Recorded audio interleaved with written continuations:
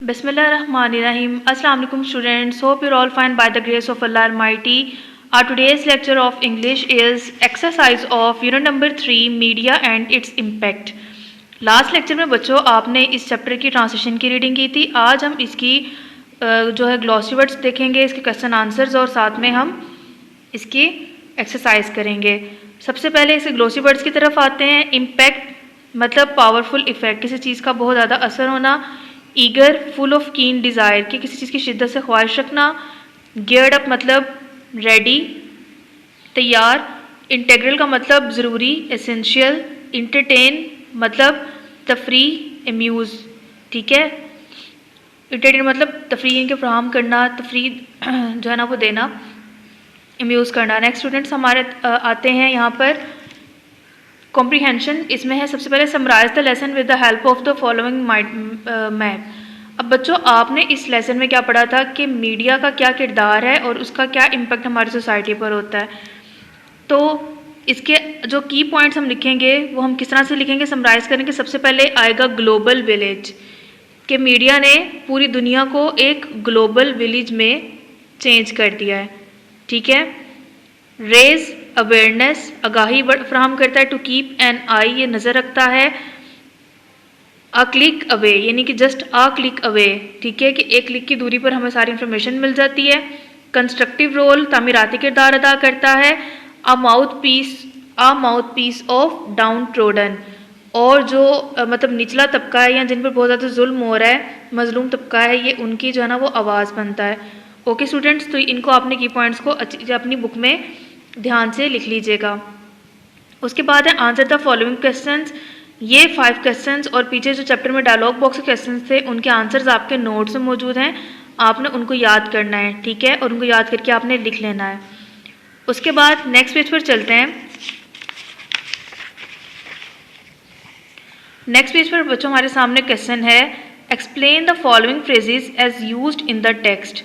ठीक है, तो आपने इन फ्रेजेस के मीनिंग्स लिखने हैं और उसके बाद आपने इनको जो है ना वो इनकी एक्सप्लेन करना है कि ये फ्रेजेस जो है ना वो टेक्स्ट में किस तरह से यूज़ हुए हैं. जैसे गियर्ड अप, तो the students for all geared up. ठीक है, ग्लोबल विलेज, तो इसकी ये click away, constructive role, raise awareness, तो ये तमाम जो है ना आपके लेसन में मौजूद हैं. Put these words in relevant columns to identify the parts of speech these words belong to. अब आपने पार्ट्स ऑफ स्पीच के अकॉर्डिंग बताना है कि ये जो आपको वर्ड्स दिए गए हैं ये इन तीनों कैटेगरीज में से किस किस कैटेगरी में आते हैं.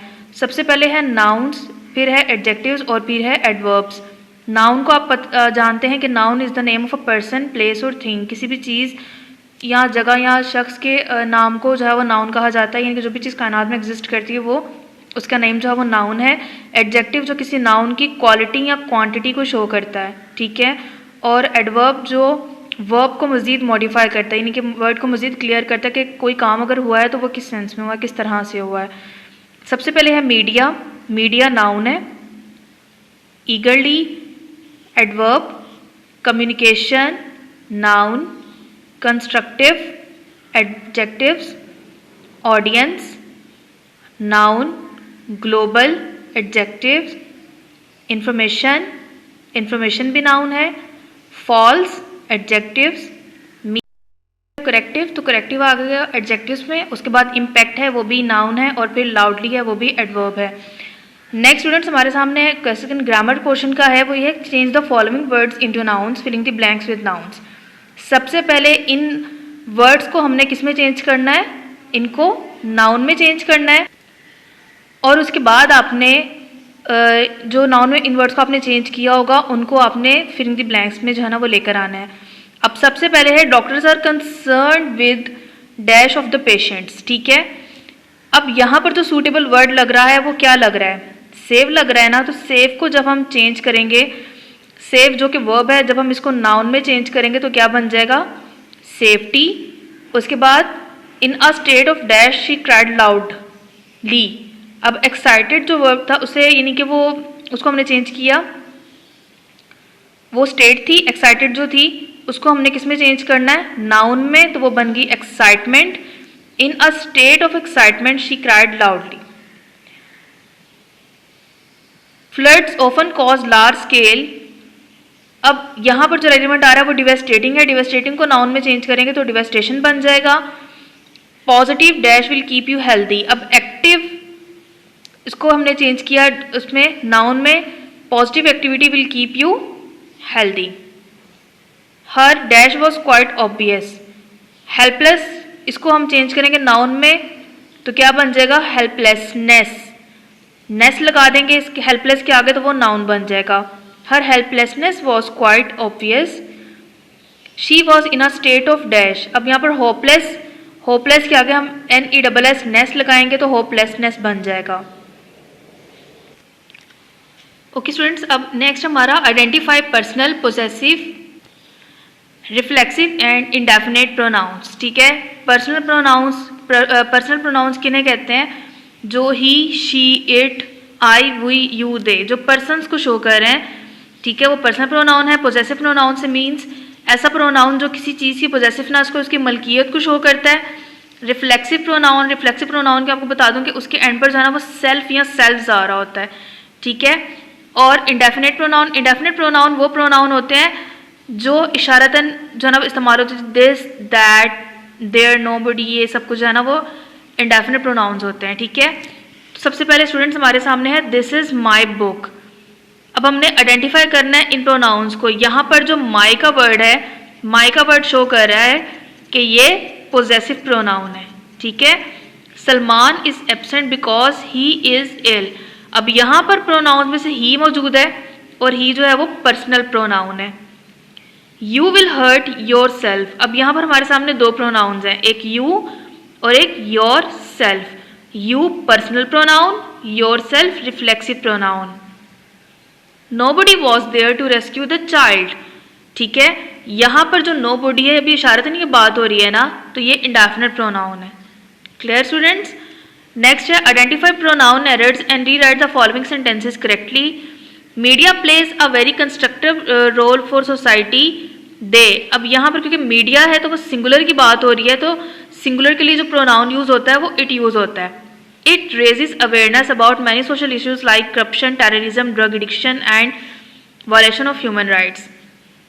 I would conclude the discussion by saying that media plays a positive role and has a corrective impact if it works honestly. तो यहाँ पर करेक्शन जो है ना वो सबसे पहले आएगी, यहाँ पर मीडिया कैन प्ले। ठीक है, क्योंकि कंडीशनल सेंटेंस है ना, इफ आ रहा है तो can play a positive role and has a corrective impact if it works honestly, कि कर सकता है। उसके बाद good, very well concluded, I am happy that all of you, ही नहीं आएगा क्योंकि जब टीचर ने डायलॉग में बात की थी तो तमाम स्टूडेंट से की थी, तो यहाँ पर यू आएगा, have participated in this discussion and have express your selves, तो ये भी एक हिंट है कि यहाँ पर यू आएगा। ठीक है, वेरी वेल। अब नेक्स्ट स्टूडेंट्स हमारे सामने, complete the sentence choosing the right option. Media dash a very constructive role for the society.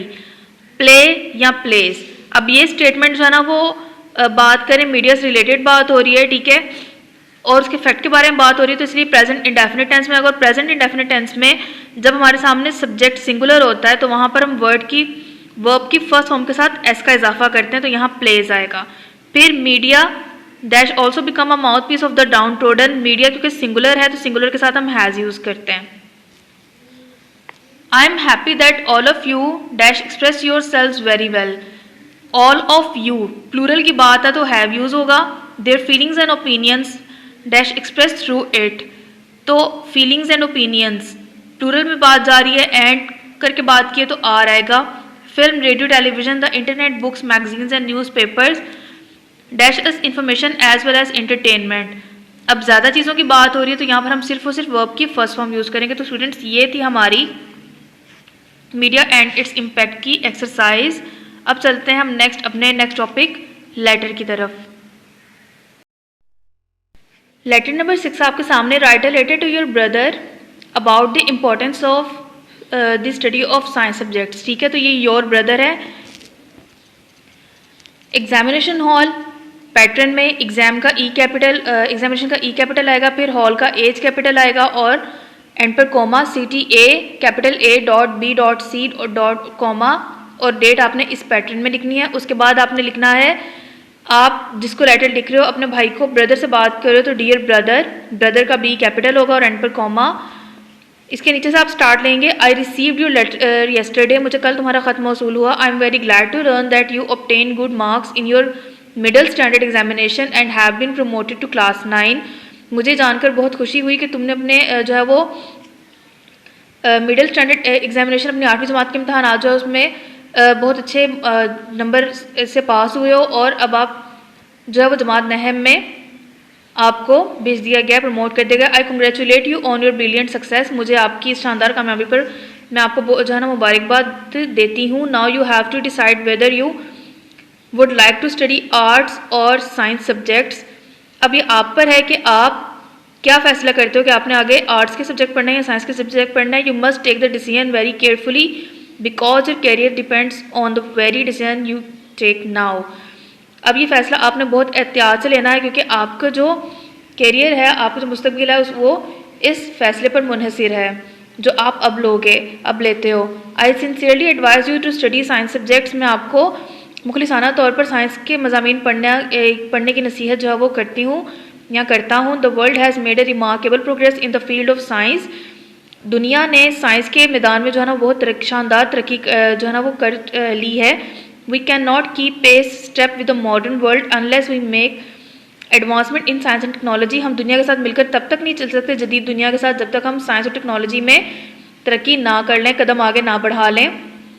Even in our everyday life we must know the basics of science, यहाँ तक कि हमारी रोज़मर्रा की ज़िंदगी में भी हमें साइंस की बुनियादों का पता होना चाहिए। You must study science at least up to secondary school level, और यू मस्ट स्टडी साइंस, आपको साइंस पढ़नी चाहिए यहाँ तक कि सेकेंडरी स्कूल लेवल तक आपको साइंस लाजमी पढ़नी चाहिए। विद बेस्ट विशेज़, उसके बाद हम लिखेंगे योर्स अफेक्शनेटली। आप योर्स ट्रूली भी लिख सकते हो या योर्स लविंग ब्रदर या योर्स लविंग सिस्टर भी लिख सकते हो, ठीक है। जहाँ पर एल वाई आएगा वहाँ पर आप योर्स लगाएंगे, लेकिन अगर आप लविंग ब्रदर या लविंग सिस्टर लिखते हैं तो आप वहाँ पर योर यूज़ करेंगे। उसके बाद एक्स कैपिटल फिर वाई डॉट फिर जी। अब स्टूडेंट्स हम चलते हैं comprehension passage, unsolved comprehension passage 1 और 2 की तरफ। ओके स्टूडेंट्स, सबसे पहले मैं आपको ये बताती चलूँ कि पहले आपको जब मैंने कॉम्प्रीहेंशन पैसेजेस की रीडिंग करवाई थी वो सॉल्व आपके सामने कॉम्प्रीहेंशन पैसेजेस थे।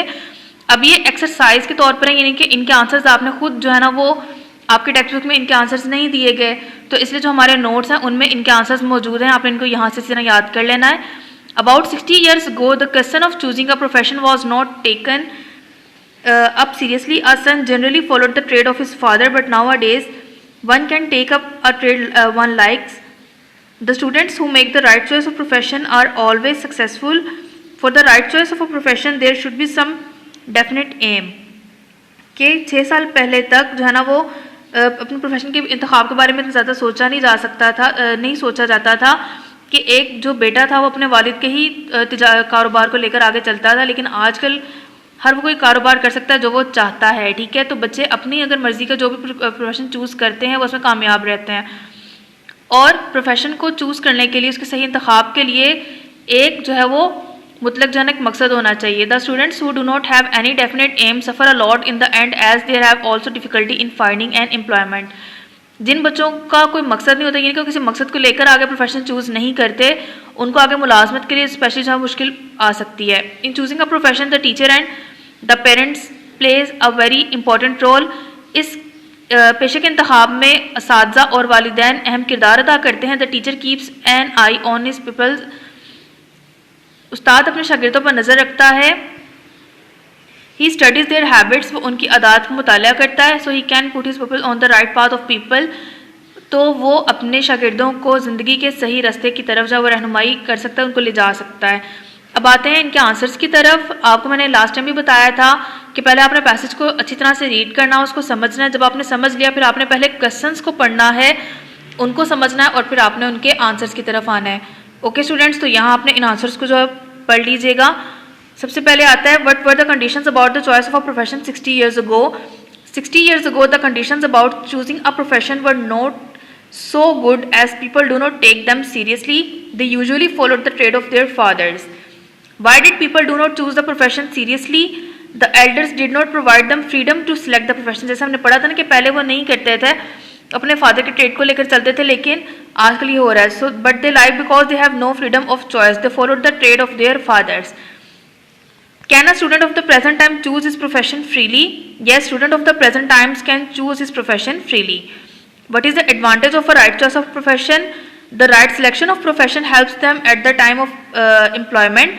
How can a student choose his profession rightly? A student can choose his profession rightly under the guidance of parents and teachers. What will be the difficulty of a student who is reading without a definite aim?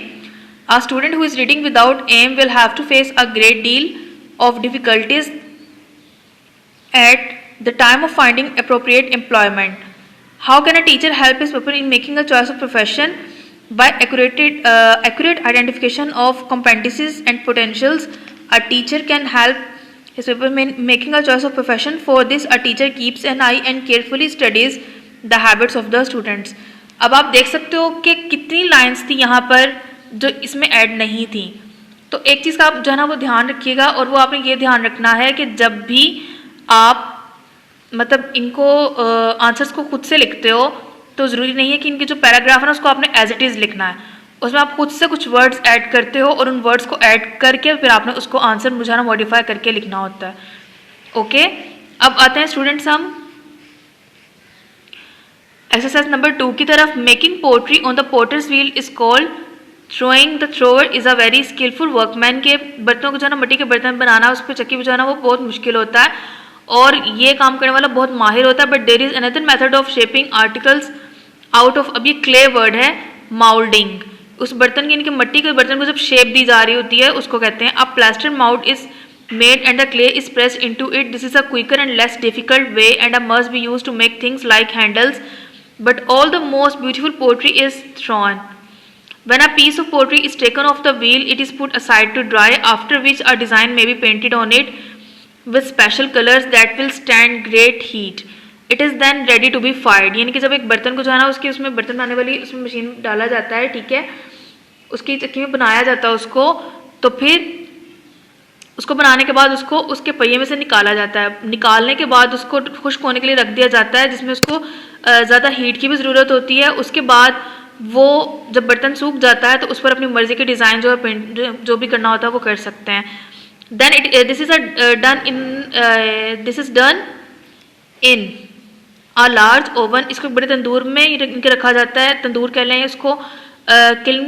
The pieces of pottery are placed in earthenware rubs called sezzers so that the flames can not touch the pottery. और जब उसको तंदूर में या जहाँ पे भट्टी में उसको इनके रखा जाता है ना तो उनको उनमें स्पेशल किस्म के अंदर उसको रब से लपेट दिया जाता है ताकि जो बर्तन है ना वो उसके शोलों से जल ना जाए. What is throwing. Making pottery on the potter's wheel is called throwing. What is another method of shaping articles. Another method of shaping articles out of clay is moulding. But method is quicker. Molding is quicker and less difficult method for making things. What does the potter make designs on the pieces of pottery? The potter paints design on the pieces of pottery with special colors. How is pottery baked in fire? The pieces of pottery are baked in a large oven or kiln placed in saggers so that flames do not destroy them. So students, यहाँ हमारा आज का lecture complete होता है. Hopes आपको समझ आ चुकी होगी. नहीं समझ आएगा तो दोबारा लेक्चर को सुन लीजिएगा, नहीं तो जब आप स्कूल आएंगे तो फिर आप टीचर से जो है ना वो पूछ सकते हैं और आपको गाइडलाइंस इसके हवाले से दे देंगी. अपना बहुत ख्याल रखिएगा. अल्लाह हाफ़िज़.